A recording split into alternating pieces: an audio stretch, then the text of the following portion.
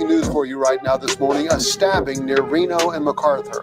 Got a live look at the scene where our crews are working to get more information about this stabbing. No word on the severity of the victim's injuries at this time, but moments ago we saw a crew from EMSA working on the victim at this scene near Reno and MacArthur. We'll keep you updated as we learn more about a suspect or any arrests in this case. We can tell you Oklahoma City Police, Oklahoma City Fire, and EMSA all on the scene here near Reno and MacArthur. Breaking news now from the Blue Line Cicero stop. We have a crew at the scene who sent us this video where initial reports indicate there may have been a shooting. We're told by the Chicago Fire Department that a 30-year-old man was taken to Stroger Hospital. We don't know his condition. Here you see officers on the scene. They're looking at this vehicle, possibly something under it, as part of this investigation. This stop is right at Cicero and the Eisenhower Expressway. Our crew will stay on scene and we'll bring you more information as it develops. Our other developing story this morning, a 4-year-old is dead after a shooting in Milwaukee. We know this happened near 39th and Sheridan. Our Zoe Chapala is joining us live with the latest details. Good morning. Good morning. At about 4:30 this morning, Milwaukee police got in touch with Fox 6, letting us know that 4-year-old unfortunately did not survive their injuries. We do know that emergency crews rushed this child to the hospital after police say the child was shot near 39th and Sheridan. Detectives responded just before 10 o'clock last night. Now, we also know as well that police are still trying to piece together what exactly led up to this shooting, but we do know that police have arrested a 25-year-old and a 41-year-old in connection to this incident. This is a developing story. Once we learn more information about this incident, we'll be sure to update you on the air and online. In Milwaukee, Zoe Chapala, Fox 6 News. Lincoln police have released the name of Sunday's homicide victim. They say 34-year-old Phil Moon Cuckoo was shot and killed near 13th and East Streets around 11:45 a.m. An hour later, authorities say the suspect stabbed a man near North 28th and Caldwell Streets. That victim is expected to survive. Monday, Timothy Washington was arrested for first-degree murder. He's expected to face more charges. In LPD's timeline released today, in less than 2 hours, Washington fled from police, stole multiple cars, struck multiple vehicles, and hit a pedestrian. Anyone with information or video of the incident is asked to call Lincoln Police at 402-441-6000.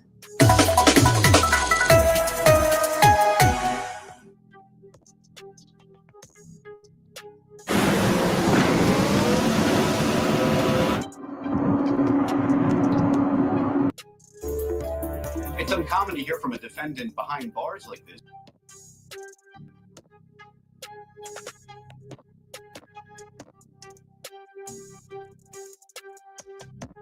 The accused killer of the United Healthcare CEO is preparing for a court appearance in New York next week.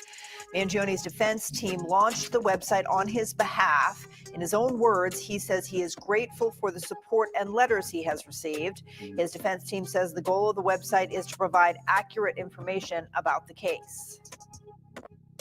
We're back with breaking news this afternoon. Health officials in Henderson County say dead birds at Osceola Lake had tested positive for bird flu. According to officials, several birds were found dead at the lake back on February 8th. Officials only described those birds as waterfowl. Health officials said they're working with the owner of the private lake on how to continue using that lake for recreational use.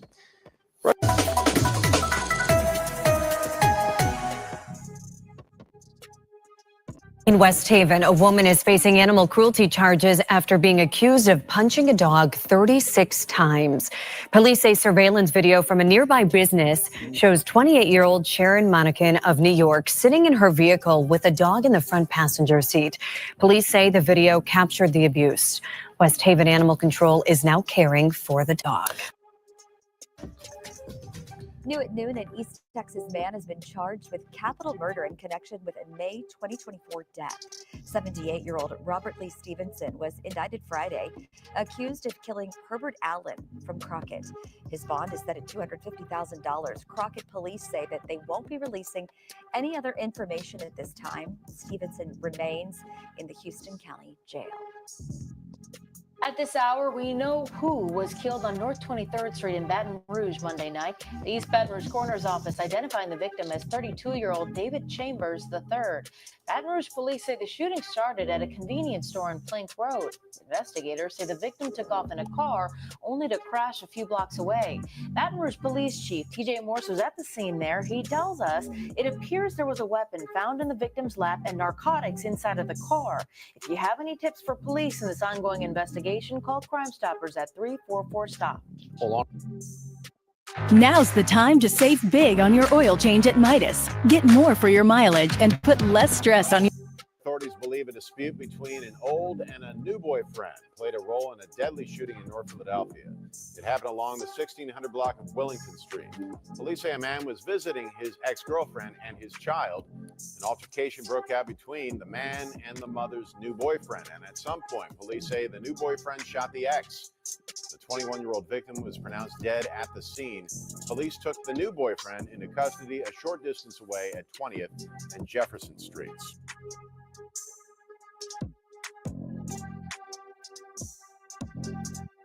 Mexican President Claudia Sheinbaum is threatening to sue Google for changing the name of the Gulf of Mexico to the Gulf of America on Google Maps seen in the U.S. Google made the change after President Trump declared the body of water the Gulf of America. Mexico argues the new name violates Mexican sovereignty because the U.S. has jurisdiction over less than half the Gulf.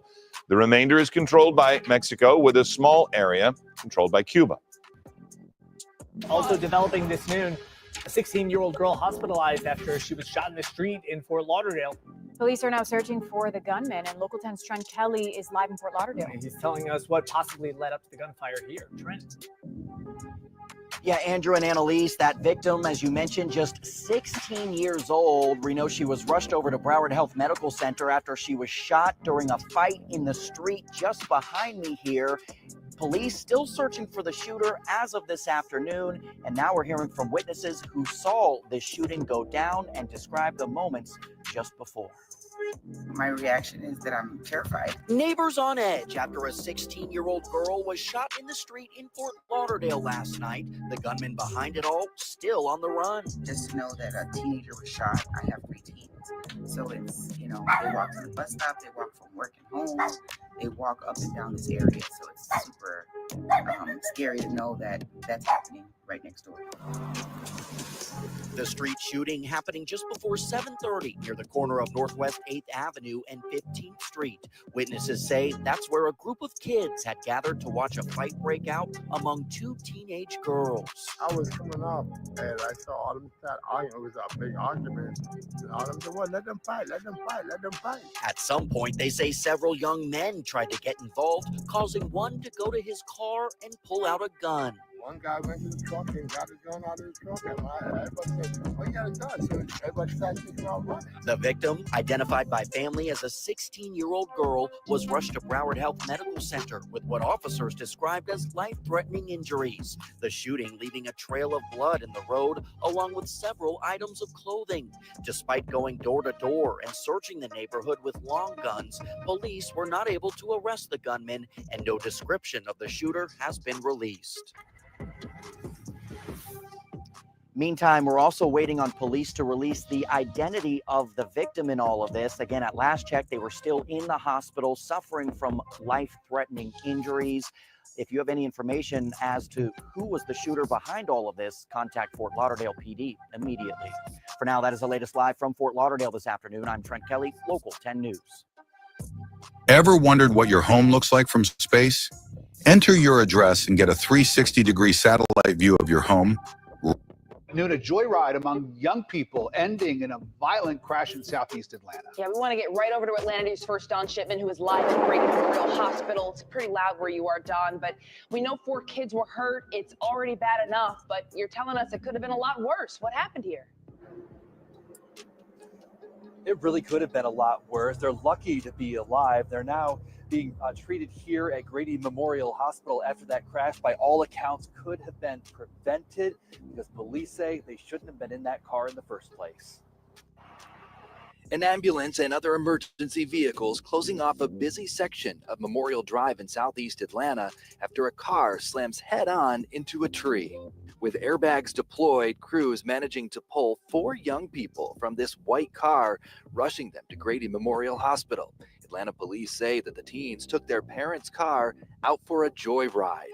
And at some point along Memorial, police say they ran a red light, so an officer attempted to pull them over. The car speeding off, racing down Memorial, and eventually went up over the curbed median, crossing into oncoming traffic, then slamming head-on into a tree. This was an intense crash. I want to show you this. This is a piece of the vehicle flung all the way over here onto Martin Street. And just to give you an indication, it's a good 50 feet from where the actual crash site is. Take a look up here. You can see all of that debris, more pieces of the car, and then that tree right there. That's where the car slammed right into it. A little more than an hour after the crash, the wrecked car with its front end smashed in was hauled away on a flatbed truck. Memorial Drive reopening to morning traffic. Atlanta police say both the young people in the car and their parents are now facing possible charges. And I did ask Atlanta police about the ages of all the individuals in that vehicle. They only said that they are young people. I also asked about the charges that might be filed and their identities. We have yet to get a response. We're live here at Grady Memorial Hospital. Don Shipman, Atlanta News First. It's a shocking situation. Don, thank you for that update. Everybody be asking me, man, does the Bluetooth actually work? Bro, you get a month for free. In Willington, Route 32, also known as River Road, is back open right now after a deadly tractor-trailer crash that happened right in the area of Trask Road. And we just learned that 55-year-old Jeffrey Bennis from Windsor Locks died in the crash. The road was closed for hours after the tractor-trailer ended up hitting a utility pole. But again, Route 32 is back open now in Willington. And new in Southington, we're learning about a woman who has been badly hurt after being hit by a car last night. Pinpoint News Tracker shows you the scene right in the area of West Street and Jude Lane. That's where that pedestrian was hit. Police say the woman was walking in front of the Metro gas station. The woman is 32 years old and now dealing with serious head injuries. The driver left the scene, though called police when he arrived home a short while later. Police say he is now cooperating with this investigation. 4-year-old boy accidentally shot himself this morning. LMPD said officers were called to U of L Southwest Hospital around 8 o'clock for a boy who'd been transported by private means with a gunshot wound. He was soon taken to Norton Children's for treatment. Police determined the original scene was there off Mango Court. The boy is expected to recover. No word on any charges that may come with this. Breaking news, a woman has been killed in a fire in Brooklyn. It started just after 8 this morning in Dyker Heights on 67th Street. The FDNY says the building was boarded up with cinder blocks and they found the woman dead in the back alley. She had had built a shanty in between the basement entrance where she was squatting illegally. She was squatting in the alley and the basement of the building. The FDNY says there are no injuries to any firefighters. The cause of the fire is still under investigation.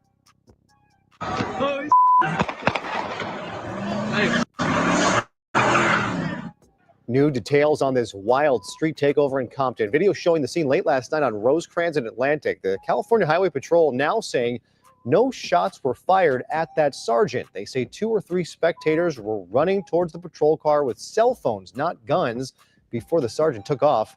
The sergeant did hear shots. You can hear them in the video yourself, but apparently they were coming from a different direction, pointed away from him. Hello, I'm Mark Brown. Get more great ABC7 content by clicking the subscribe button for our YouTube channel and download the ABC7 Los Angeles streaming app on Fire TV, Android TV, Apple TV, and Roku to watch on your TV. Can you imagine doing this? Would you like to receive a discount or pay the full price? Full price. Honey, for every time. Yeah. You come and take a risk. Well, you take a risk with $1 million on your neck, though. Yeah. I'm doing that. They were able to get Pop Smoke's Rolex watch. You won't believe how much he sold it for. Let's assume most Rolex watches are worth, let's say 30. You gonna get like I think 30 gonna get like six bands for that.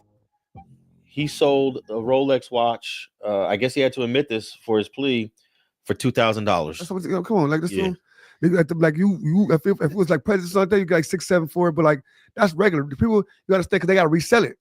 They gotta get out of there Quickly, right? Get up out of there. Yeah. So it's hot. It's way more than half. I wonder if they'll ever recover this watch. Like, never. Somebody's got Pop Smoke's Rolex watch. They never gonna tell you. Yeah. It probably come out like 10, 15 years later. Yeah. And that watch is probably Worth like it's worth more now. Yeah, it's about 200,000, Imagine, 20 million. Imagine you got a story to tell people, yo, bro. It's Pop Smokes. I bought Pop Smoke's Rolex watch from the dudes that killed him. Hey, listen though. That's crazy, huh? Because first of all, his business is done. He had no more business in LA, whatever they sold a watch at, it'll be done. You know what I'm saying? 9 times 10, he took it downtown. Oh, you think he did that at an actual store? Not private, not on the streets? Because I had a dude that stole a watch from a furniture store. It was a real Rolex. At first I was like, how is this real? How do I know this is a real Rolex watch? So he says, go to Channel 5. And there's a story about the furniture store owner had his Rolex watch stolen. So I looked up the value of it. It was 40,000, and bro wanted like 15 for it. I was like, that's a little out of my budget. So he was actually trying to sell it to real dudes. Right. You know, that's what the thing is. 9 times 10, like I've been in those situations before, and like you want to get it off fast, so it's a designated spot we're gonna go directly to. Period. So you wouldn't mind taking such a low amount of money for such a high value? Like if I have something worth 30, I don't feel like I'm gonna let it go for less than 10. No, they go less than 10. If you have something 30, it's gonna go like about 5. Whoo. Go less than 10. I'll hold on to it. For what? Because you gonna hold on to it to go to jail? No, I mean I'm not gonna hold on to it. Now for boys and girls. Now if it's yours, yeah, then I'm holding on to it. Period. Yeah. But if it's not mine, I got it for free, and I'm getting 5 for it. Run that 5. Okay, but I just want everyone to know I'm not a criminal. I don't steal watches. I am. But if I took a watch and I happen to have a stolen watch that's worth 30, I'm gonna wait till I get 10 for it. Yeah, I'm press for 6. I'm going. This watch gone. Okay, I feel like damn. I got 6. 6, because I'm saying I got 6. I'm going to somebody else's house to get another one.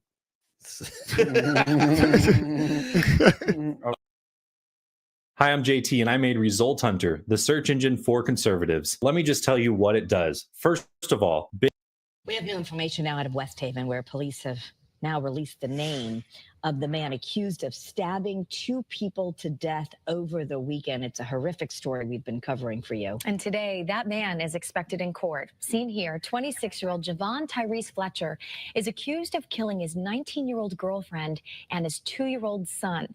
Police tell us he stabbed both victims before jumping out of a second-floor window. He's being held on a $3 million bond. GoFundMe pages for both victims have been set up, and you can find a link to those pages on WFSB.com or on the WFSB app. And A Marrero woman is waking up behind bars after sheriff's deputies say she admitted to killing her boyfriend during an argument over breakfast. 24-year-old Tamira Hubbard is being held on a $1 million bond. Deputies say Hubbard called them Sunday morning and said she just shot her boyfriend, 23-year-old Joshua Jones. Jones was later found dead on East Lakeview Drive. Hubbard is charged with second-degree murder. Let's turn now to some breaking news from overnight that we're following. One man is dead after a crash involving Collierville police. That crash happened Monday night at 10:30 on Highway 385 between Houston Levee and Byhalia. According to police, an 85-year-old driver crashed into 2 police cruisers during a traffic stop. Investigators said that the officers did have their emergency lights on. The driver later died at the hospital, but no one else was hurt. All right, we are leading the way with breaking news as we learn new details in the case of a 13-year-old boy accused of murdering his 64-year-old neighbor. We now know Sheila Denise Timpany died from trauma to her head and neck. She died nearly 2 weeks ago after being found dead at her home on Germania Street by her brother. In his 911 call that WLWT is choosing not to air, he told the dispatcher that her head was covered with a pillow and that she was naked. The 13-year-old arrested last Wednesday and is charged with murder. No word on a motive at this time.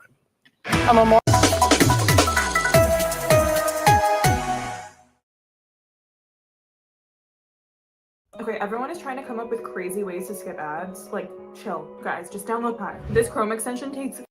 Now to Rowan County, where the sheriff's office says it shut down a drug house in Mount Ulla. Take a look at some video we've got. You can see deputies arresting what appears to be the suspects in the case. The sheriff's office says they will continue to crack down on drug trafficking in the county. Police in New Jersey trying to track down a suspect who shot a woman in the face with a crossbow. Police responded to a call last night at a strip mall on Route 46 East in Saddlebrook. It appears that woman was shot at the same store where an African gray parrot worth an estimated $7,000 was stolen late last month. That bird was later found and returned, and it's not clear if these two incidents are in any way related. Told the woman who worked at the store was rushed to a nearby hospital with serious injuries. An investigation now underway after a deadly fire in Rowan County. So it happened yesterday on North Main Street in Landis. That's where crews responded to a structure fire at a residential building. Officials say once on scene, they found Karen Safrit inside the building, and Safrit was later pronounced dead on the scene. There's no word, though, on the cause of the fire at this time.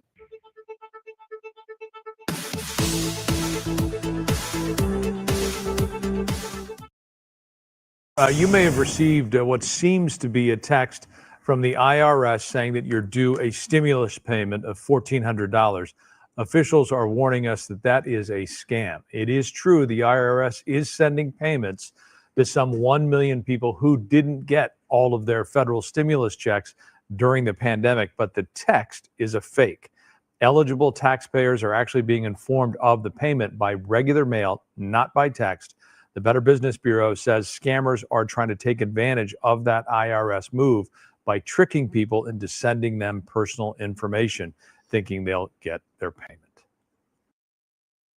Right now, police are trying to figure out why an elderly woman and a man were shot to death last night. It happened at an apartment in North Harris County off Cypress Station Drive near FM 1960. Julissa Garza following the story for us. She's live from the Harris County Sheriff's Office. Julissa, were the two victims related?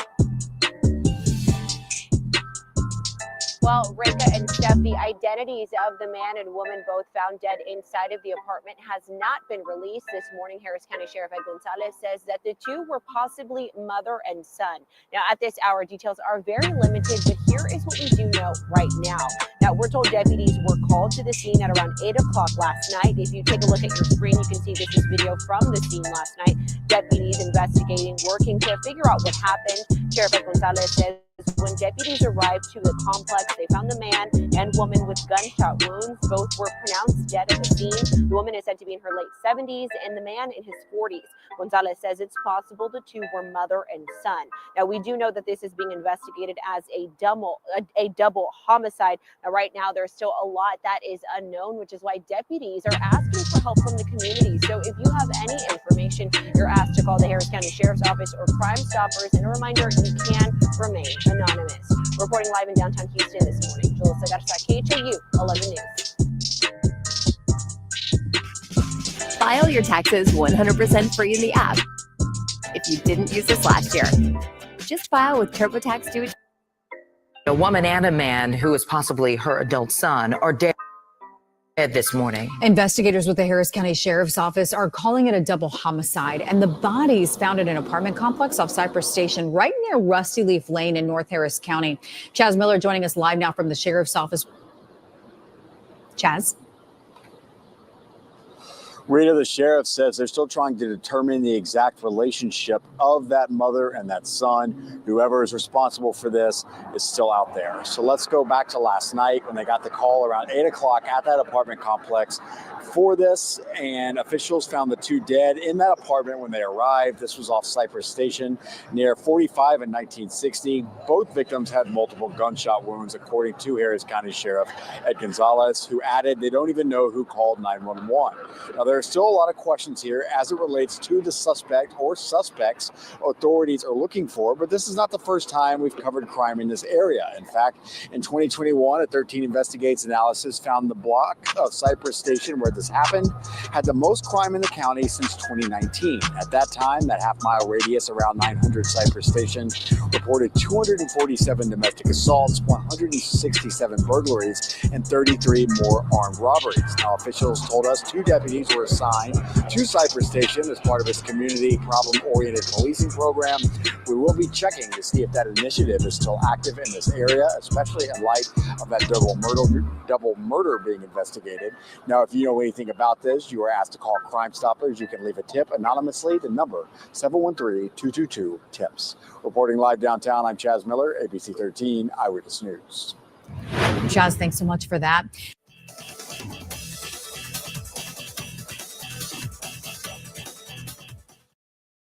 Well, tonight, a heated argument turns deadly outside of a deli in the Bronx. The shooter suddenly pulled out a gun and shot the 56-year-old victim in the chest, killing him. Now cops are trying to track the suspect down. Eyewitness News reporter Lucy Yang with the story from Belmont. A cold winter's night turned bone-chilling in the Bronx as one shot rang out, killing a 56-year-old man outside this deli on the corner of East 187th Street and Crotona Avenue. The bullet was fired around 6:20 p.m., the dinner hour here in the Belmont section of the Bronx. The shooting victim, struck in the chest, was rushed to nearby St. Barnabas Hospital, where he was pronounced dead. Fellow merchants say the pop was loud and clear, leaving residents unnerved. I hope this year those things get better because a lot of killing, and it's not good. It's not good. Here in the 48th precinct, there was one murder in all of last year. Monday night marks the second murder in 2025, and it's only the second month of the year. There was some yelling before the bullet was fired. So far, no arrest, as detectives attempt to notify next of kin. In the Bronx, Lucy Yang, Channel 7, Eyewitness News.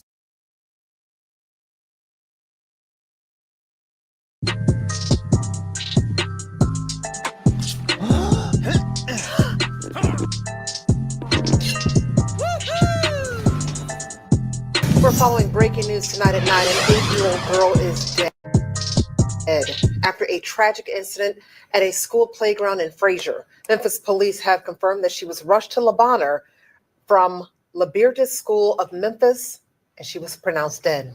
Fox 13's Jack Bilyeu has details on this heartbreaking situation for that little girl's family and, of course, that school community.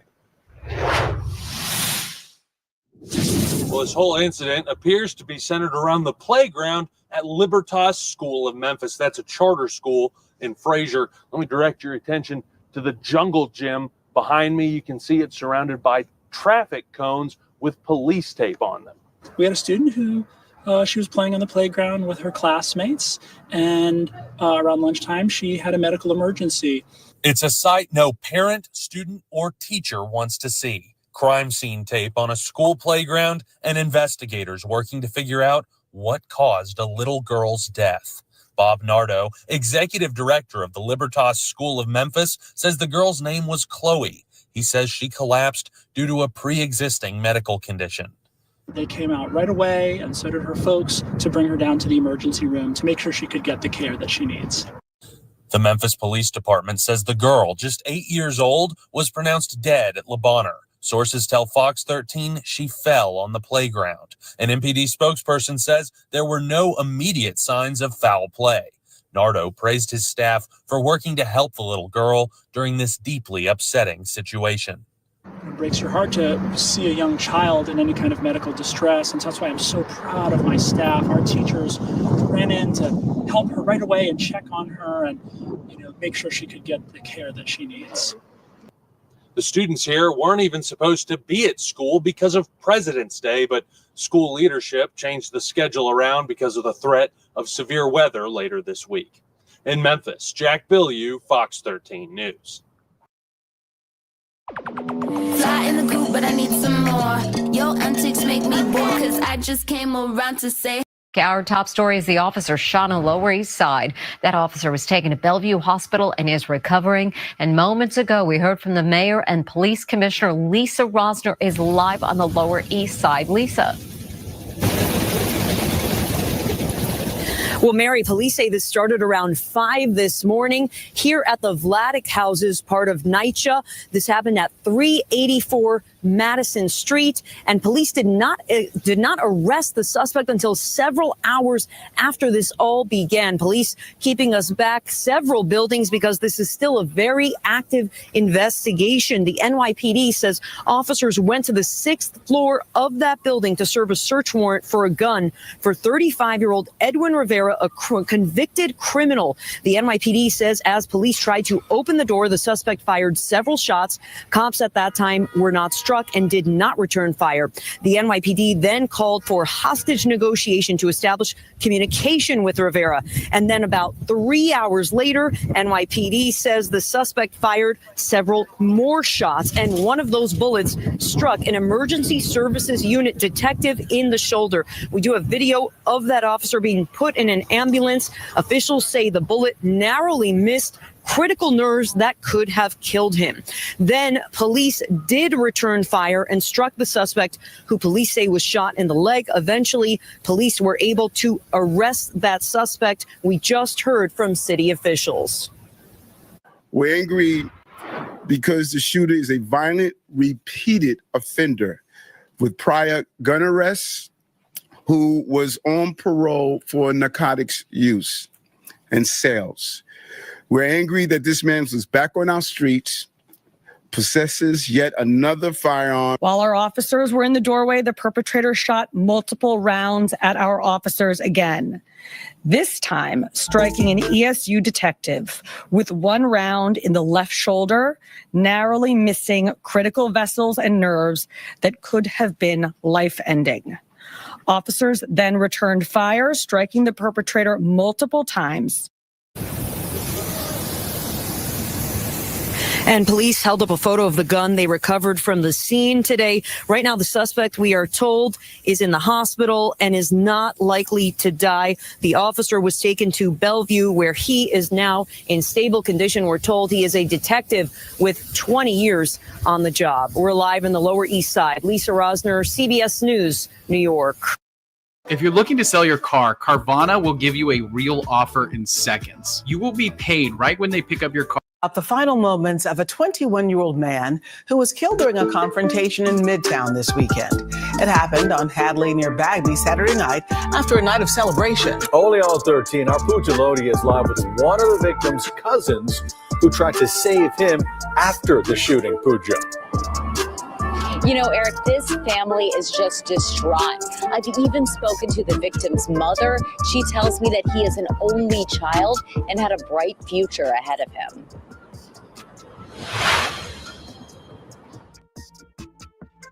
21-year-old Julian Como was a Dickinson High School graduate, scheduled to enlist in the Navy this week. His loved ones can't believe he's gone. Today's just getting together, being around each other, hugging on each other, and loving each other. Kelvin Parrish is Julian's cousin.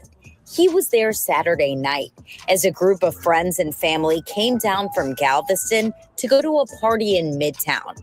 But when they came back to their cars around 1 a.m., they found a man breaking into Kelvin's car. A fight broke out. The car burglar, they say, shot Julian twice, shot another man in the group, and then ran away. Julian died next to the car. We were having a great time, just being with family like we always do. Those who live and work nearby say they don't feel safe, especially when they consider there was another shooting just 4 blocks away exactly 3 weeks ago. Houston police say 2 people approached 2 men asking to borrow a phone, then shot one of them and pistol whipped the other. 1 man has been arrested, but police say not only are they still looking for other suspects, but they're warning people from even going to the area, which is busy with bars and restaurants. If you could avoid being out here late at night, stay home. And if it's not somebody getting stabbed, it's somebody getting shot, cars getting robbed, cars getting broken into. I mean, I see them trying to do a lot more, but it's just not enough. We had a baby 7 weeks ago. That's why we left. So. Fear and confusion as crime persists and this family grieves. Love this family. We loved him. It's my brother. One of the problems here, unfortunately, is that he doesn't have a good description of this suspect. Unfortunately, police say they don't either. All they can really tell us at this point, Eric and Gina, is that he was dressed in black. Horrible tragedy. Thank you so much for that update, Pooja.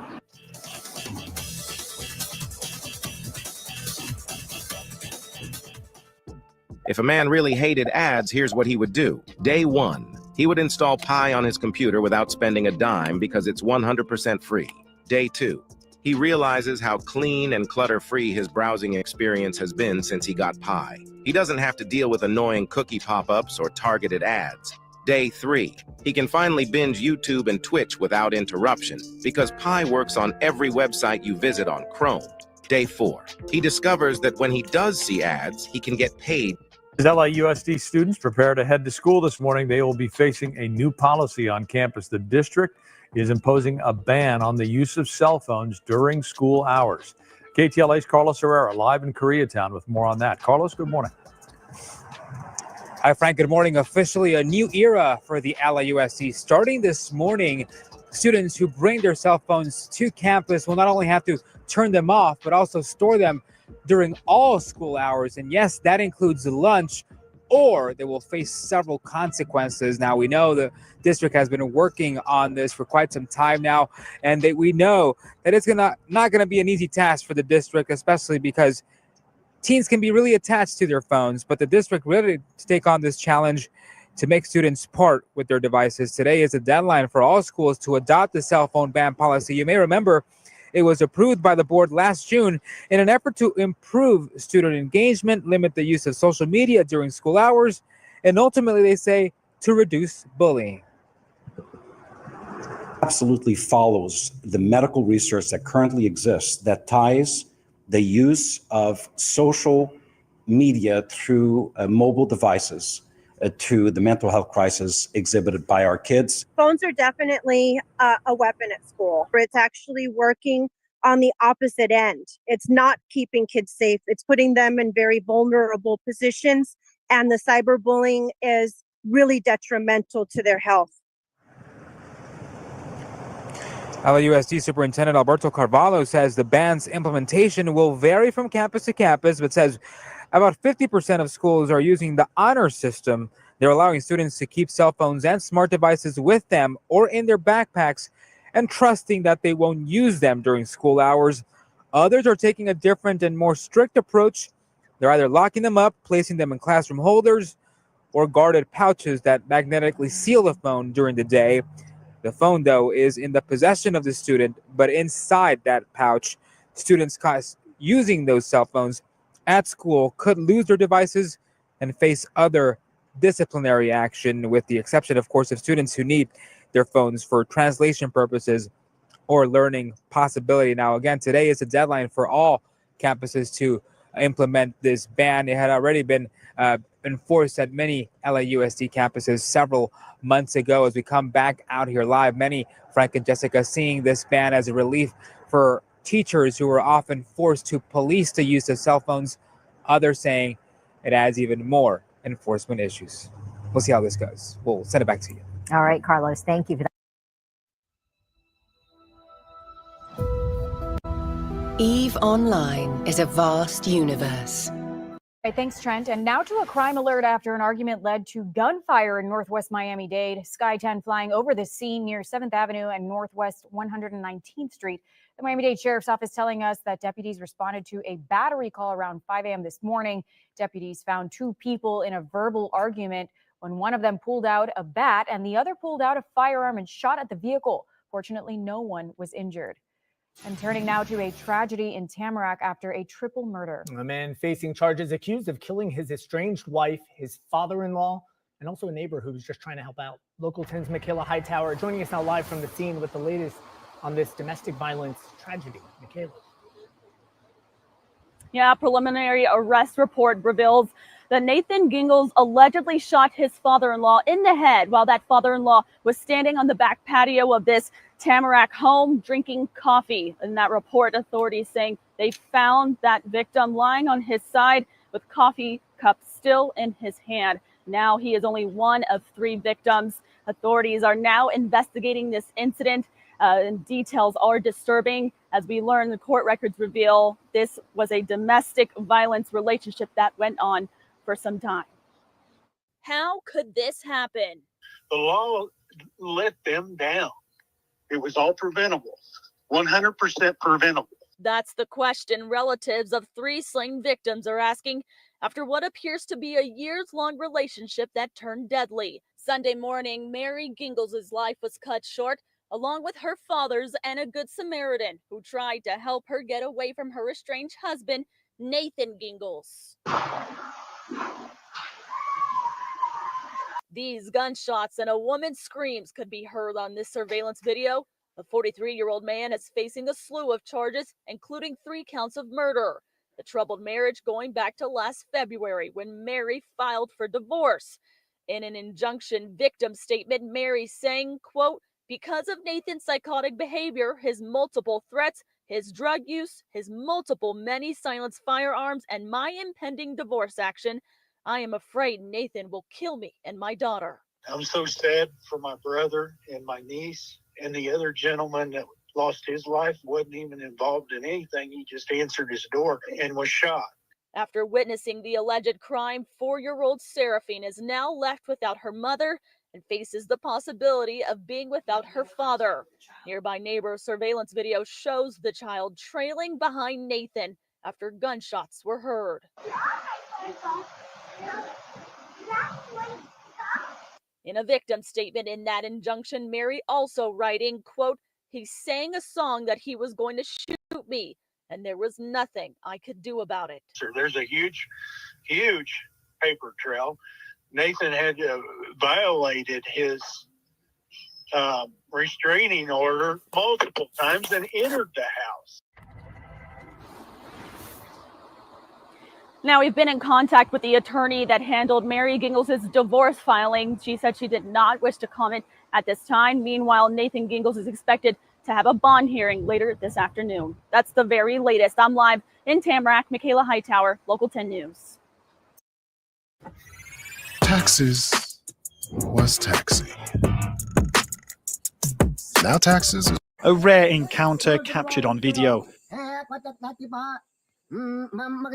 Deep in Brazil's Amazon rainforest, a young man from an uncontacted indigenous tribe emerges from the forest and makes contact with a local community. Barefoot and wearing only a loincloth, he's carrying 2 logs. Locals think he was asking for fire, and one resident tried, without success, to show him how to use a lighter. The encounter happened in the community of Bela Rosa along the River Purus, a tributary of the Amazon River. He returned to his tribe in under 24 hours after it was confirmed that he hadn't been exposed to any diseases. According to Survival International, an NGO fighting for the rights of indigenous groups, some 1.7 million indigenous people live in Brazil. Over 100 uncontacted tribes are also thought to live in Brazil, more than anywhere else on the planet. And in the Peruvian Amazon, last year, these images showed indigenous tribes only a few kilometers away from a forest concession. Tribes like these are increasingly under threat in the face of advancing loggers and ranchers. They're also particularly vulnerable to diseases such as flu, to which they have no immunity. Well, our city has been a stage for Black excellence for well over a century. And speaking of stages, one of the most remarkable chapters of that history is now getting a second act. Yeah, the National Negro Opera House, once a powerhouse of culture and artistry, is being brought back to life. Daisy got an exclusive look inside the historic revival.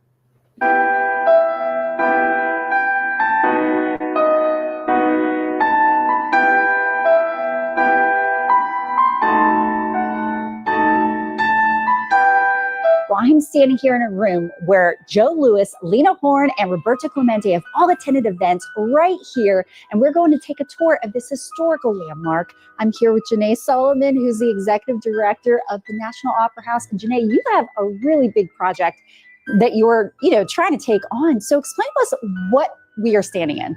We're standing in a room that was known as the party room. And right here is where an original mantle used to sit. Woogie Harris, the owner of the house, rented it out to other people, and he also hosted amazing events. Yes, and what's really amazing is there's so many intricate details that you can see right here as we're walking through.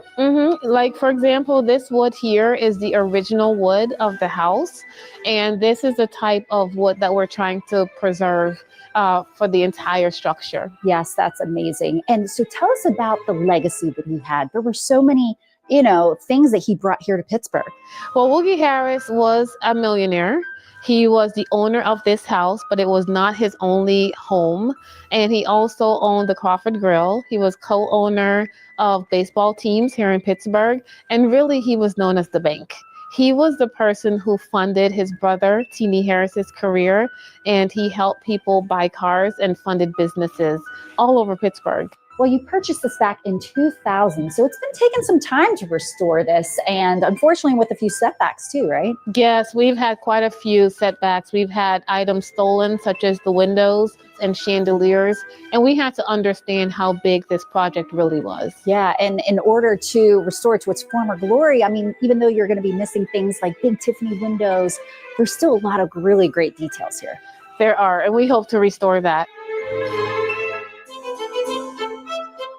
So we've moved up to the third floor, which is the home of the National Negro Opera Company. Yes, the opera company was started by Mary Cardwell Dawson, and it was the first Black opera company in America. Wow. This is so cool because this room is where they did their practicing, and it has like the best bones for singers. It does. She trained opera singers that went on to the Metropolitan Opera, and we hope to restore it to hear their voices going all the way up into the turret. And it wasn't just opera singers that trained here, right? No, Mary Cardwell Dawson trained classical piano players such as Ahmad Jamal. He got his first piano lesson right here on this floor. This is amazing. I mean, I definitely feel the inspiration of just all of the history here. And how can people help if they want to help you? They can help by going to our website, nationaloperahouse.org, or simply making a donation. So it was Teenie Harris's brother. I never knew that. I know. Yeah, and this is really personal for me because I grew up right up the hill from the Opera House. So I would see this place as a kid, and you could always tell there used to be so much life there. Yeah. So it's really great to see that they're trying to bring that back. Yeah, absolutely. All right, for more information about the restoration of the National Negro Opera Company House and how you can be a part of it, just head to our website, PittsburghTodayLive.com. There's one single video that's responsible for leading over 2,000 Christian men to permanently quitting.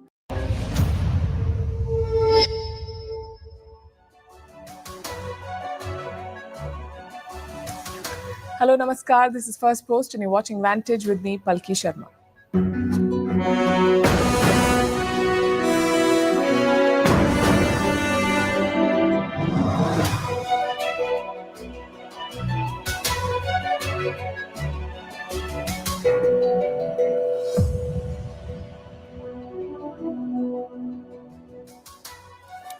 The Americans and Russians have met in Saudi Arabia. They have agreed to end the war in Ukraine. It could be the beginning of the biggest story of this year, a peace deal after almost 3 years of war.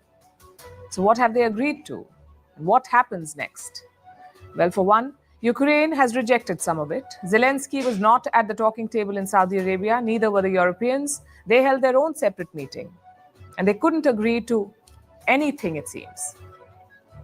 Neither defense spending, nor deploying peacekeepers in Ukraine. Meanwhile, Zelensky is looking for new financial supporters. He was in the UAE and then in Turkey. We'll tell you what's cooking there. Here in India, the Emir of Qatar is on a state visit. In Nepal, political reactions and anger over the death of a student in India. Is Tesla coming to India after all? They're hiring here. Sheikh Hasina says she will return to Dhaka. Will Argentina's President Milei be impeached over a crypto scam? And why Indian markets are falling. Also, why fruit flies are going to space. All this and more coming up. The headlines first. The Arab League summit on Gaza is postponed to the 4th of March. It was initially scheduled for next week. The meeting has been called to discuss US President Donald Trump's Gaza proposal. Trump wants Washington to take over the Strip and move the more than 2 million Palestinians living there elsewhere. Sudanese paramilitary forces have killed more than 200 people in the last 3 days. The violence took place in the south of the country for nearly 2 years. The Rapid Support Forces have been fighting with the Sudanese army. The conflict has killed thousands and displaced more than 12 million people. India's Supreme Court grants bail to British arms dealer Christian Michel. He is accused of bribing officials over a multi-million-dollar helicopter deal. Since December 2018, Michel has been in jail after he was extradited from Dubai. The court granted relief to the Augusta Westland chopper scam accused, citing delay in his trial.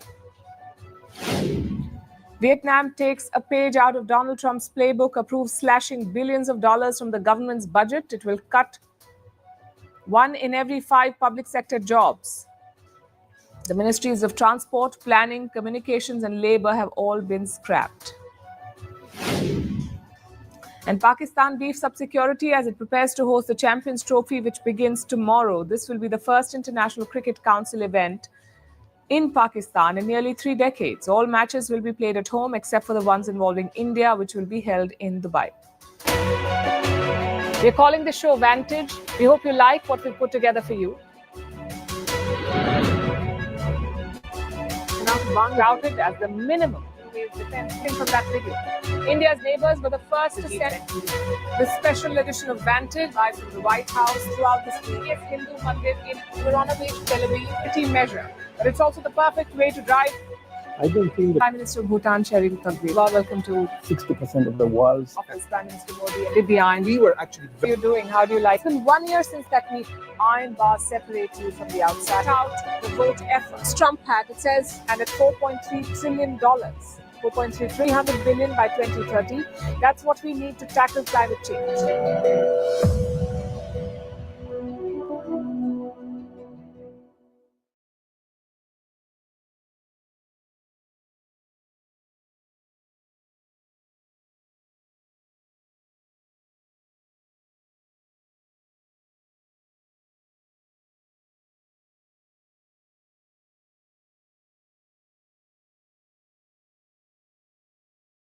Want the effects of Viagra, but faster? Meet Rose Sparks. They contain sildenafil and tadalafil, but Sparks dissolve under the tongue. Dissolvables work faster than old school pills. See if Sparks are right for you at ro.co/. All this month, WVTM 13 Project Community recognizes barrier-breaking Alabamians who raised the bar for everyone. One of those extraordinary people wasn't even born in Alabama, but we still feel his legacy here today. Booker T. Washington was an educator, an author, a speaker who eventually found his way down south. That's where he founded the Tuskegee Institute, now known as Tuskegee University. He wrote more than 40 books discussing his life, from being born a slave to being the first Black person to dine at the White House. Washington helped mark significant milestones in the fight for equal rights.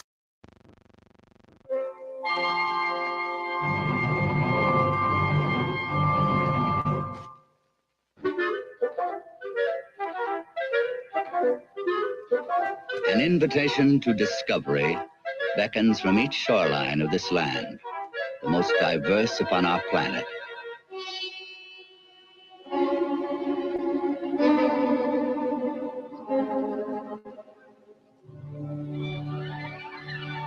So it looked to Norsemen, who in ships with dragon prows discovered the Vinland of the year 1000.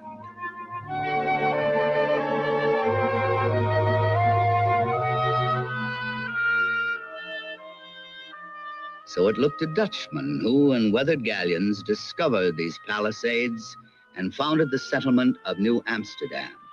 They made a purchase, some dollars for an island, and bowled upon their village green. The bowling green remains today, but time has brought a change.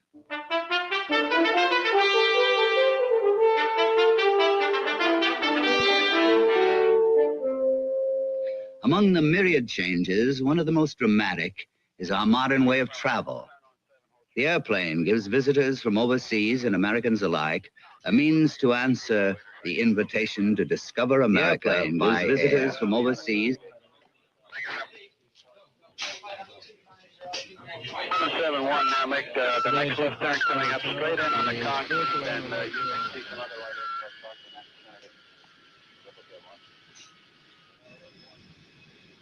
It is our plan now to take you on a most remarkable voyage, a flight on which you'll glide over wonderlands from historic old New England to the islands of Hawaii.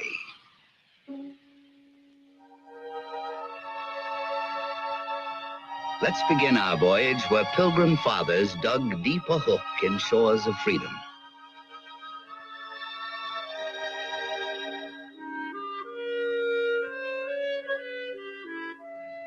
A monument in Provincetown remembers them, beside the foaming sea, where lobster pots line up to point to Gay Head and Nantucket.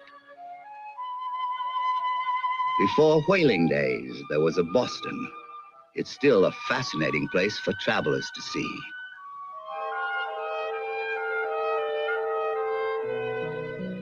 Look there at Faneuil Hall, Cradle of Liberty.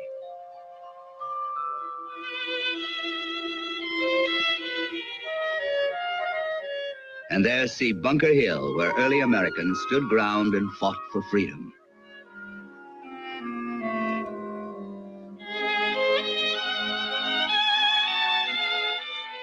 Nearby, discovered the frigate Constitution, a ship that bravely fought a later war. And here, at the Boston Common, you still can stroll beside the trenches dug for the War of Independence. Next, on to Concord.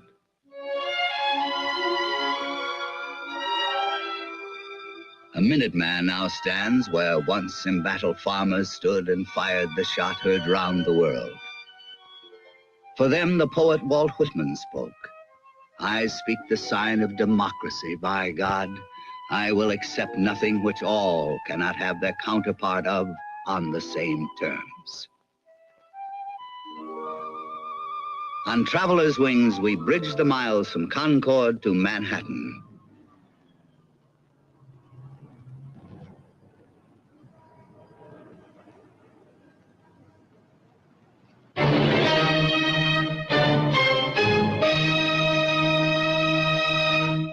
Miss Liberty, hostess to the world.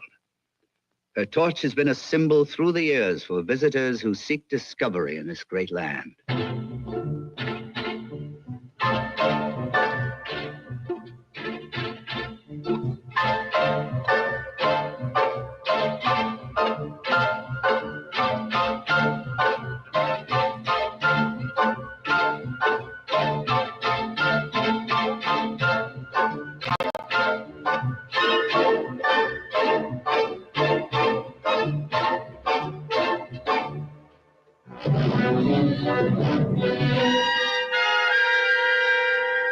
New York City, for many of whose millions, Washington Square contains a private arch of triumph.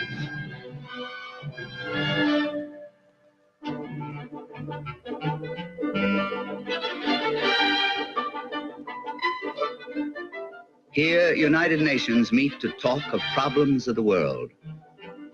Manhattan is itself a world of people, while others, visitors like ourselves, are awed by sky-tall buildings and this world within a world.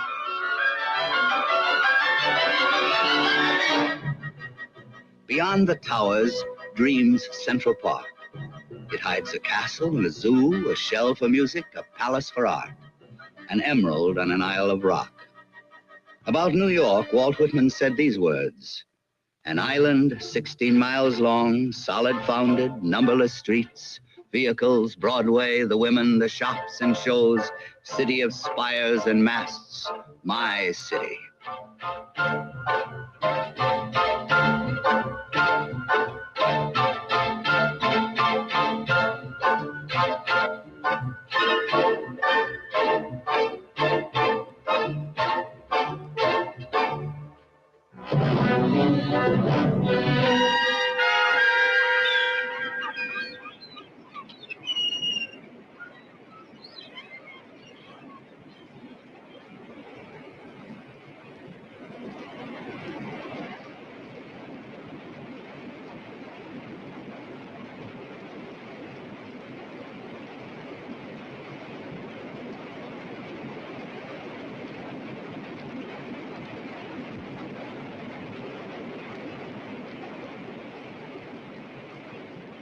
Niagara, 2 million visitors a year.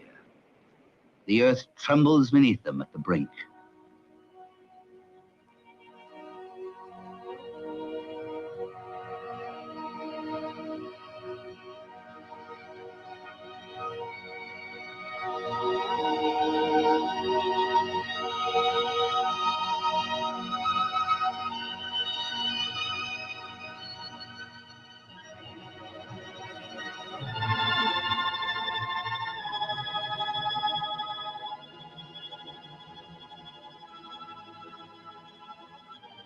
Not all are honeymooners. Most come to view the wondrous work of nature and then go on to see the sights that Western New York State can offer.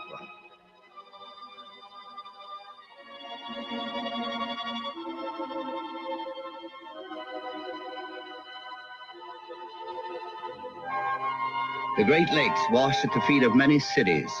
There's Milwaukee, Detroit, and this one's Cleveland on Ohio's rim. It has a thumbprint as all cities leave their thumbprints across the nation. Ringed by parks, it has, besides, a lakeside stadium, museums, and a famous symphony. At water's edge, huge ore boats unload their holds. These cargoes men were forged to steal.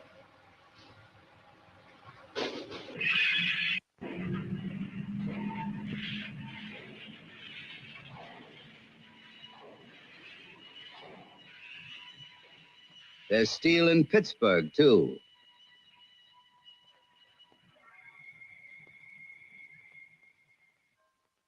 And where the Allegheny and the Monongahela meet to form the Ohio River, there lies a golden triangle. And just beyond a skyscraper of learning, the University of Pittsburgh.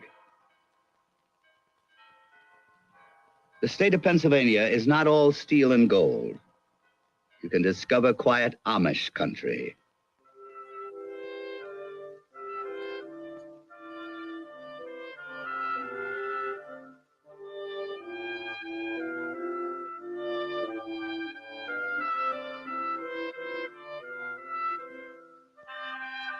Here, history still writes with a quill pen.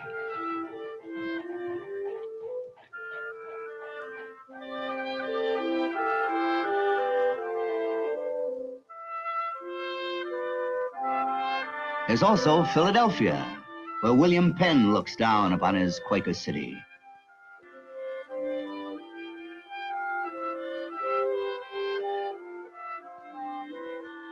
It likewise was the home of good Ben Franklin, and is the site of Independence Hall, wherein is housed the Bell of Liberty.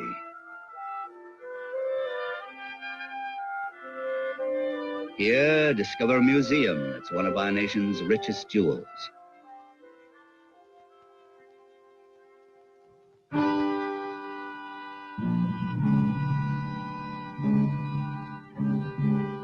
A little further on, we see an area rich in the beginning of our history, Jamestown, where on the new continent, the first permanent English settlement began.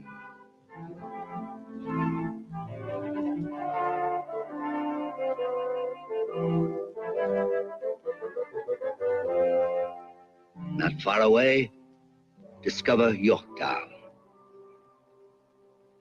Here, when the great Cornwallis gave up his sword to Washington, America became a nation. Here, too, were ended many lives when American patriots fell in our great Civil War.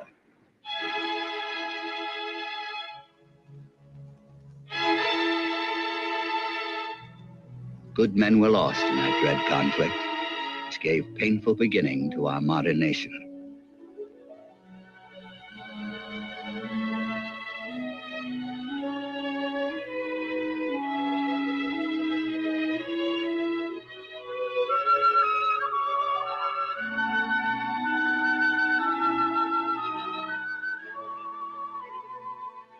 In Washington, there echoes still Abe Lincoln's solemn pledge that we here highly resolve that these dead shall not have died in vain, that this nation under God shall have a new birth of freedom, and that government of the people, by the people, for the people, shall not perish from the earth.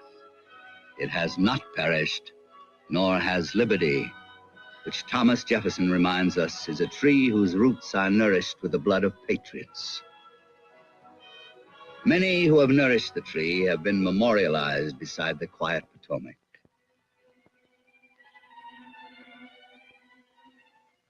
Brave soldiers, some are known, some unknown.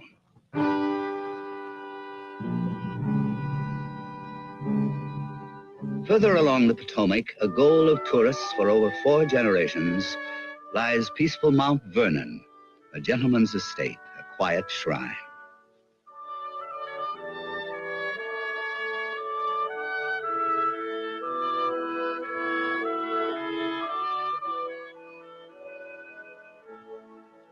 It is best described by the man who lived there. No estate in United America is more pleasantly situated than this.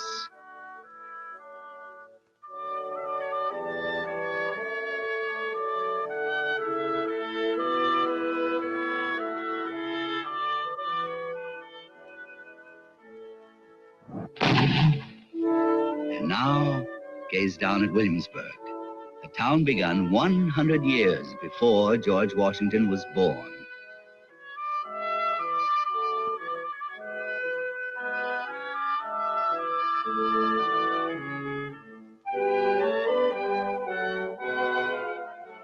Its Capitol building still seems new.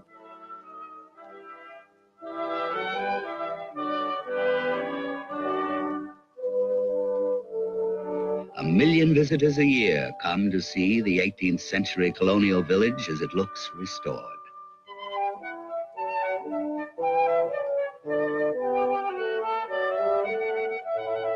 But we cannot linger. There's so much more to see.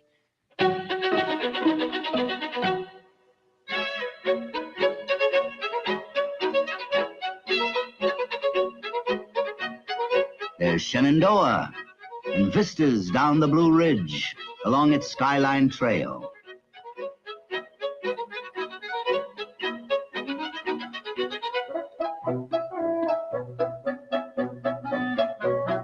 And suddenly, when least expected,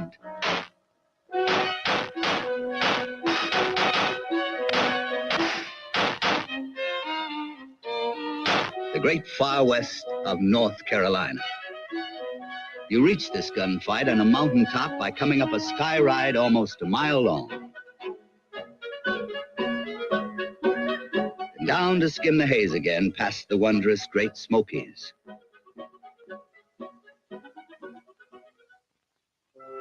Around a bend, in gleaming sunlight, discover Atlanta, gateway city to the south.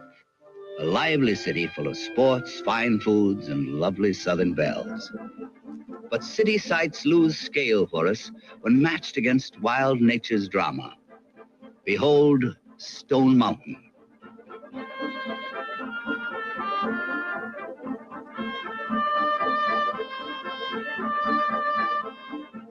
Man, as always, leaves his mark, and on the great high dome has left the flags that signify our 13 colonies.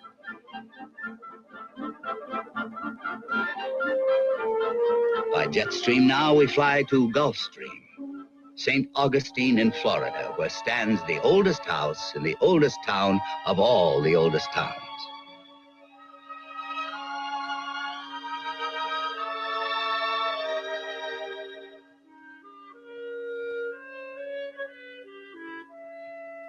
Here too we find the ancient stones of old Castillo de San Marco, Spanish fortress from a vanished time.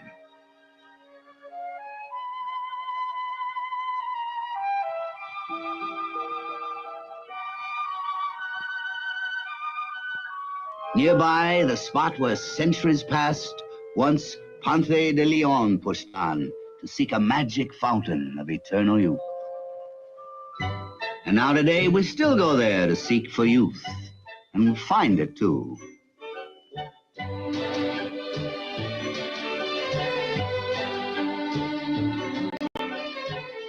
And much more that glitters in the sun.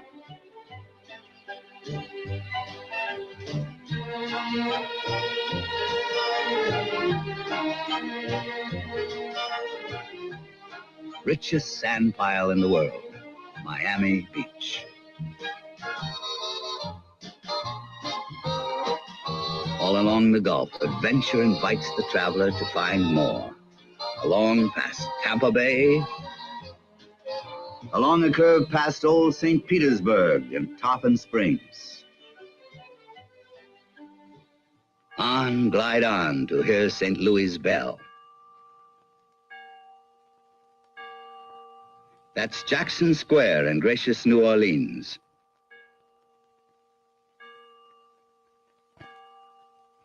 And right down there is Bourbon Street.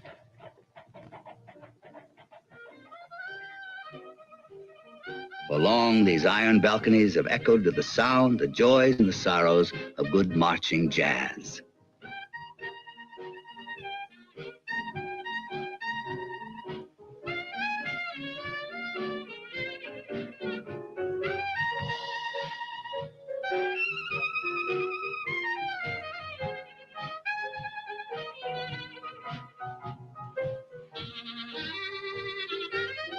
In cloistered gardens, discover gourmet meals that no one can forget.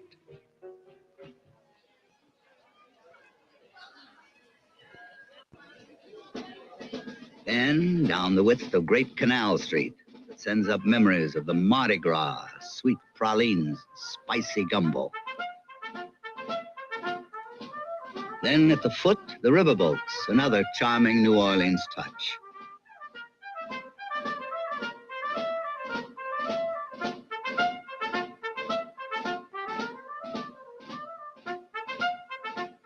Jazz on the Mississippi riverboats took long to travel to the north.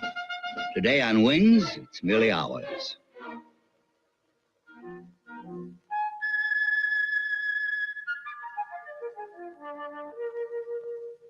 Down there, discover a gracious mansion protected by the arms of trees.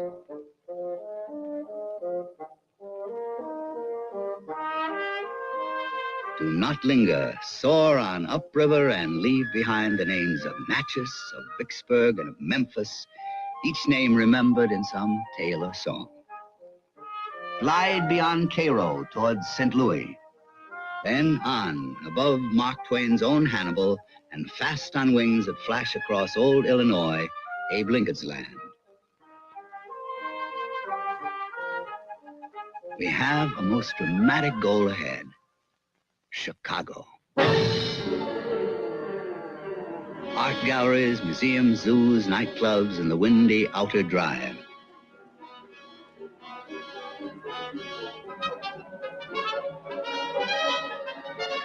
These towers are a novel landmark, not far from the quaint Old Town.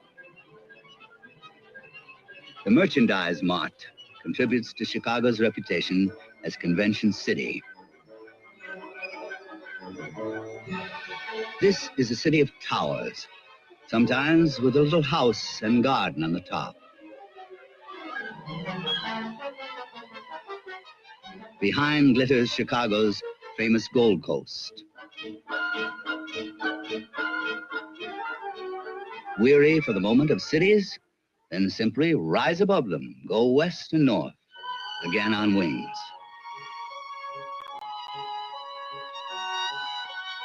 Now, how about a world of sweet, fresh mornings and tens of thousands of lakes of Minnesota and Wisconsin? There's muskies, bluegills, bass, and pike. Trails through the forests that lead to deer.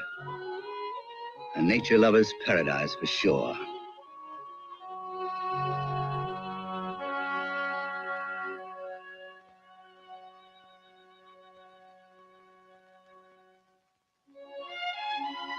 Next, on past sunny Iowa, where fields are rich with corn and wheat.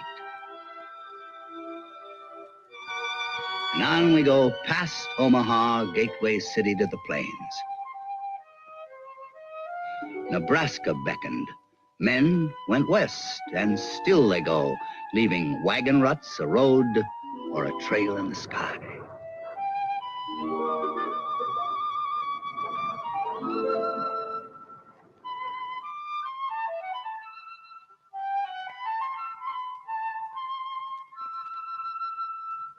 In this mountain heartland, realm of year-round sports, discover Denver, mile-high jewel in the Rockies' crown.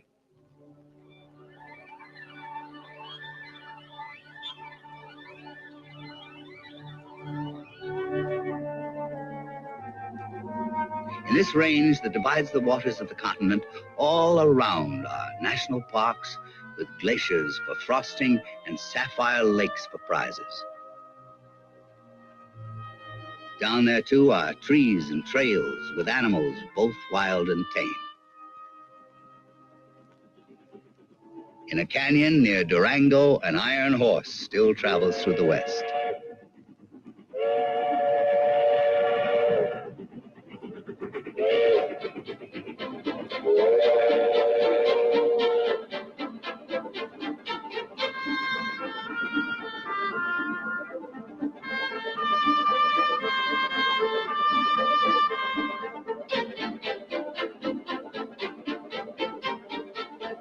The fantastic West, endless variety, ski slopes and dude ranches, sagebrush and pine trees, canyons, cliffs.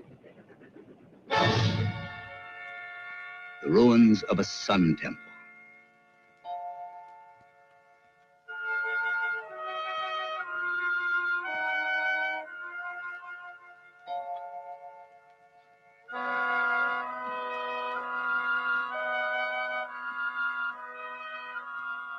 Mysterious cliff dwellings tucked behind the ledges lining Mesa Verde.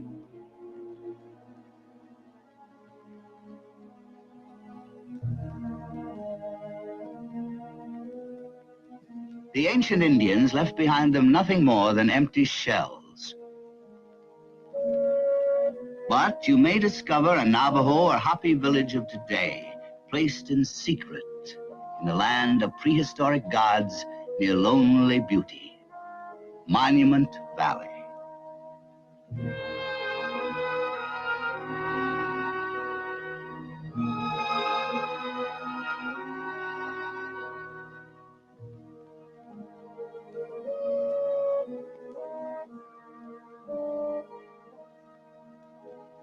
In this jet age, a few short hours could take you down those Indian trails that lead to mighty Texas.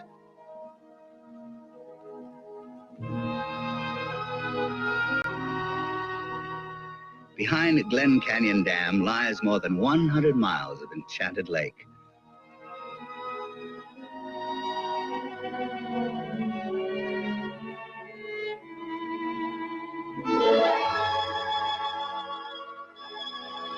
This is Lake Powell, until a handful of years ago, one of the most inaccessible areas on the continent.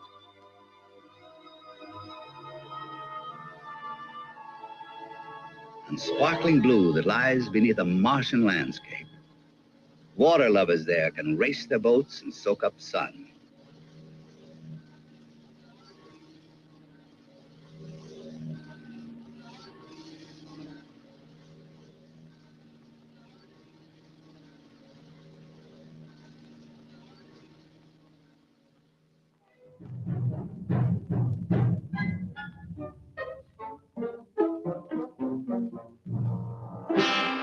Today, Lake Powell is a favorite discovery for those who like to wander off the beaten track.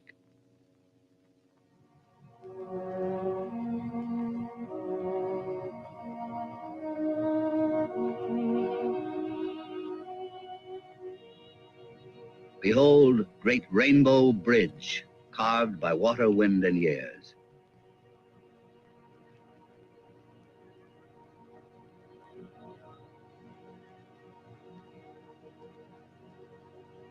Stands in silence, memorial to a timeless land.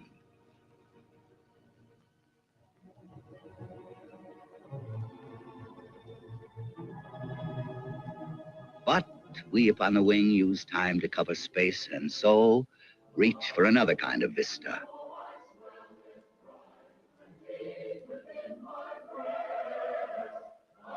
Salt Lake City.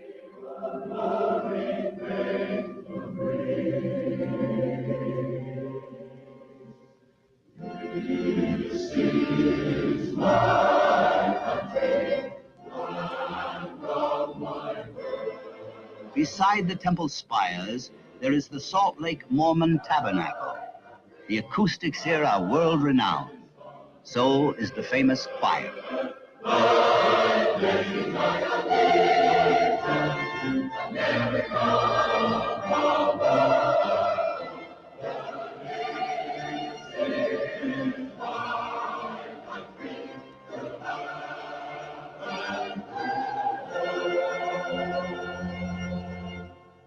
of discovery now to a most amazing panorama spread by nature, the Grand Canyon of the Colorado.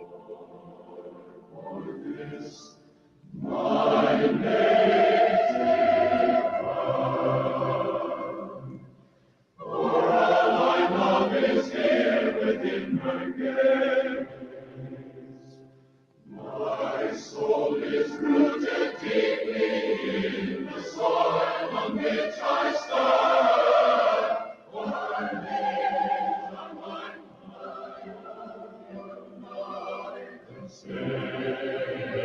The Grand Canyon is not all a wild abyss. When you're overawed enough, you rest yourself and look again another day. land of my joys. This is my country, here my proud boys. I'll leave America.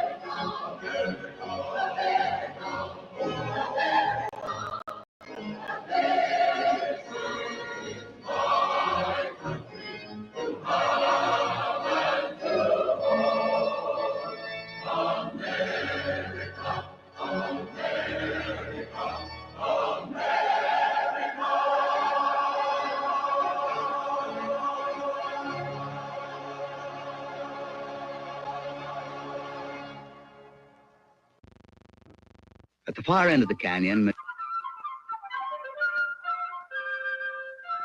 the lake called Mead. If you're a swimmer or a water skier, here's heaven enough.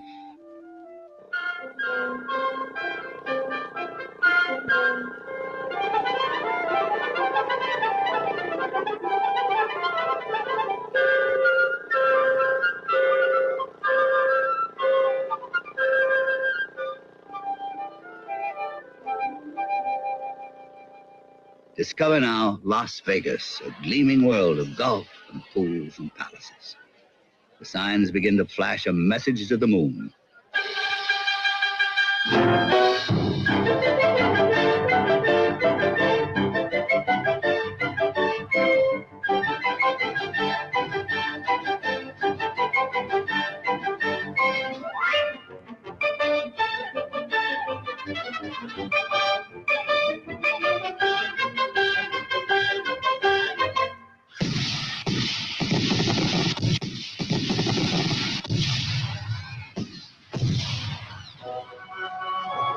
For family fun, a place that scarcely needs discovering, it's Disneyland.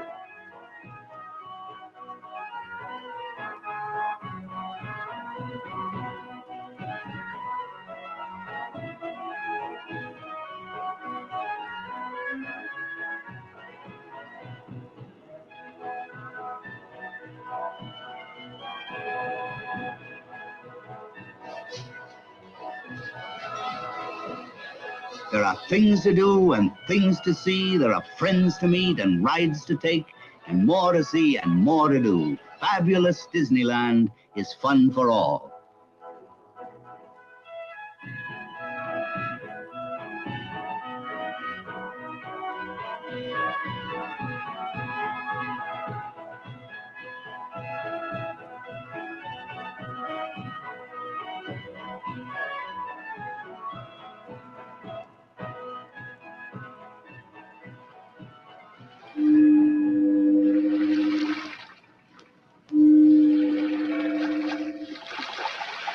And next, a harbor town. It's San Diego, snug haven for the vessels of our Navy. And then a haven of another sort, a realm of beasts that roam uncaged within the famous zoo.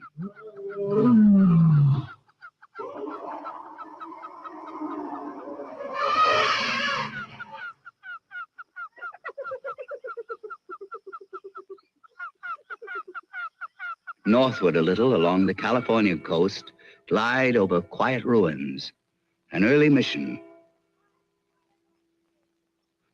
Swallows are not the only ones to return again to make their vows at San Juan Capistrano. Now past Newport Beach, where you can bask on warm and sunny sands.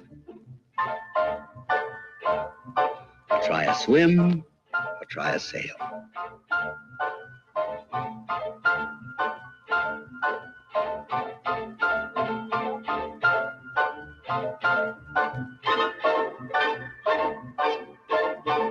Between Balboa and Newport Beach are registered 8,000 boats.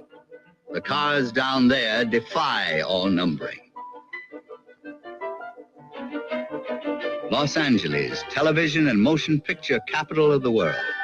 It starts one end of El Camino Real, a royal road of Spanish kings.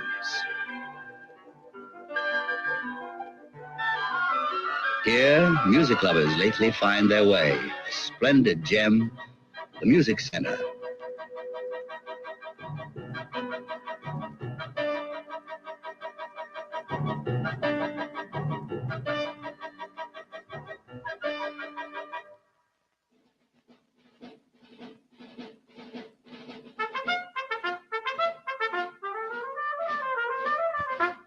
This is San Simeon, an uncompleted masterpiece that's home for $50 million worth of art.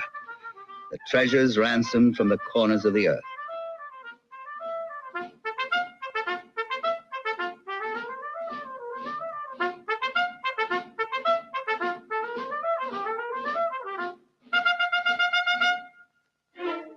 The pool is Grecian and the water warm.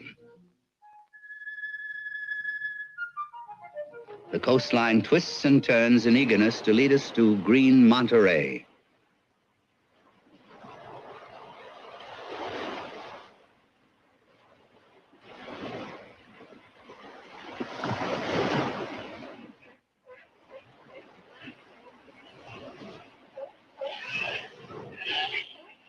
These famous California seals, who know a good thing when they see it, maintain an outpost not too far from Carmel by the Sea.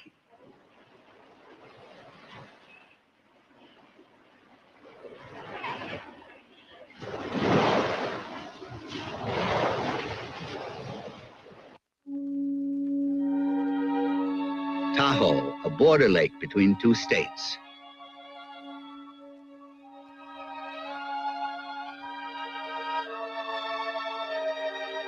A California and Nevada tourist target. It draws the sportsman to its beaches and its woods.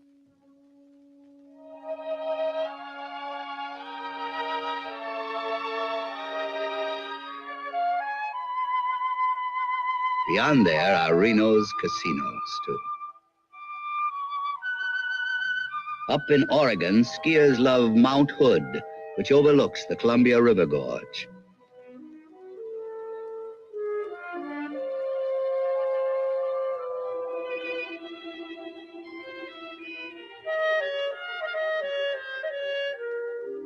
On one shore, fertile Oregon, the other shore, majestic Washington.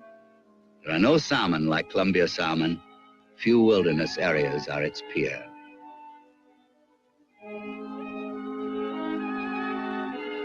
And always mountains. Mount Rainier holds the city of Tacoma at its feet.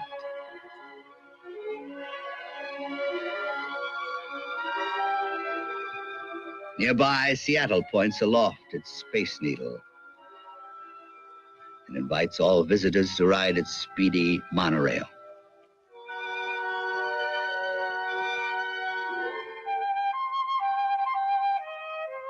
Tourists here are eager for the ever-changing beauties of dreamy Puget Sound.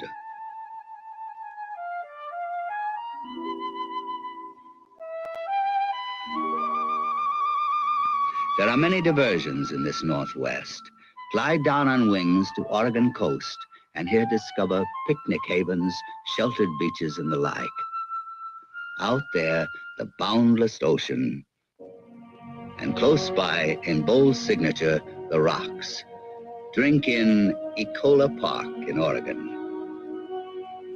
From here by air in minutes, you can behold the peaceful blue of Crater Lake.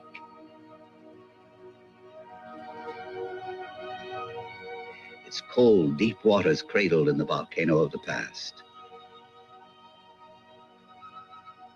And now we move on to that domain where redwood monarchs hold their court.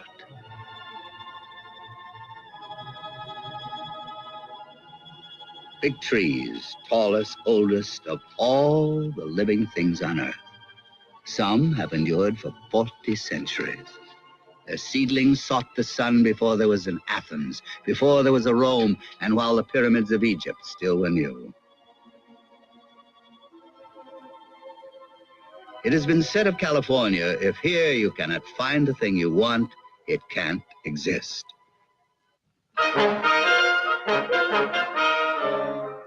But San Francisco is a dream that does.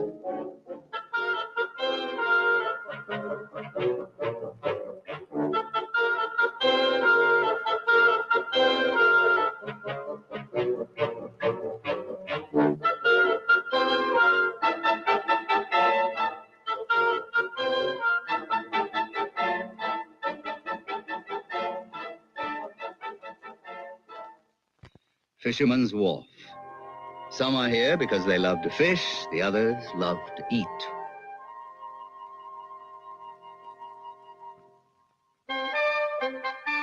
Telegraph Hill was once a signal hill for ships. The modern tower performs its work today by luring travelers up to see the sights.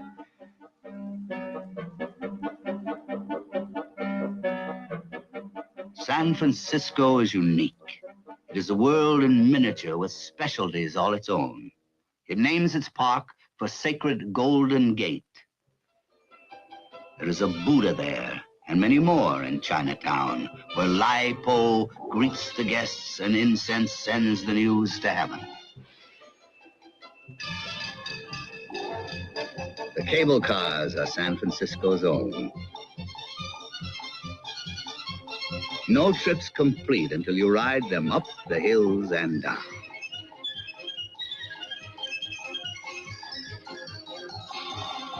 Sophisticates and simple folk, we all can love this friendly city.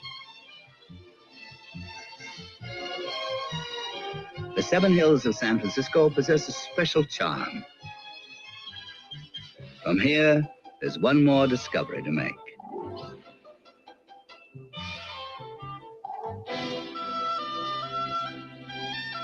Swing wide the Golden Gate. Soar west across the peaceful blue Pacific to reach our fair and 50th state, Hawaii.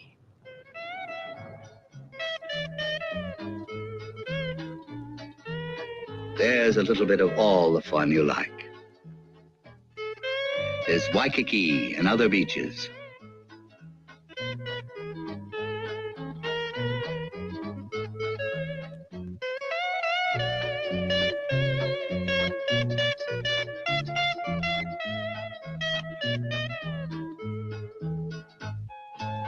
Sundown suppers aboard a sleek and silent catamaran.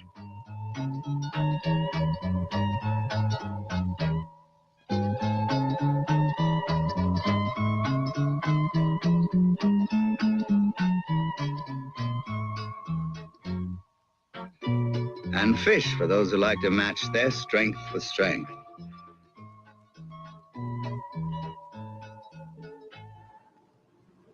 Hop across historic Nuuanupali and discover magic coves and friendly towns.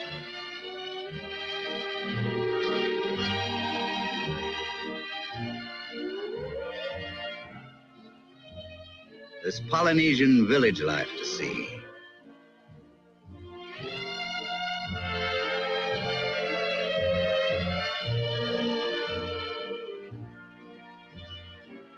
Fine golf and pools and luxury hotels on all the varied isles.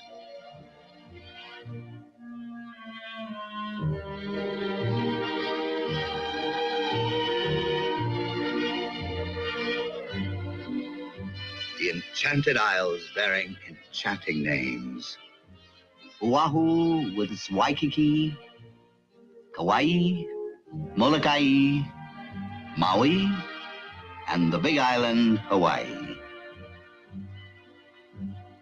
The scenes that range from sun-baked canyons to rainforests, cool and verdant.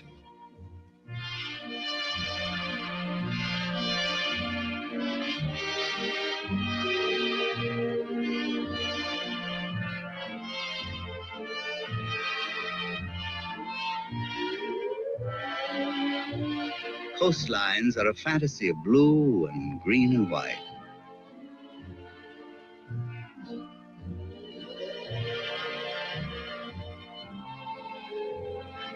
Scenery can be velvet smooth and sweet.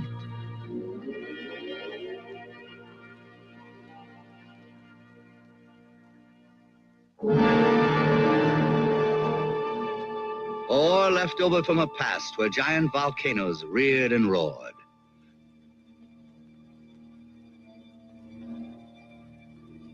Not all volcanoes are asleep. You can today see smoldering craters where the fire goddess Pele lives.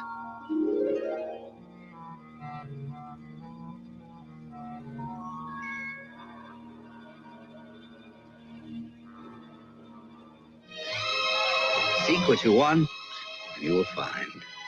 The islands are all modern Edens, with crescent beaches of pure gold, or beaches black as ebony, where trade winds send an invitation to a memory.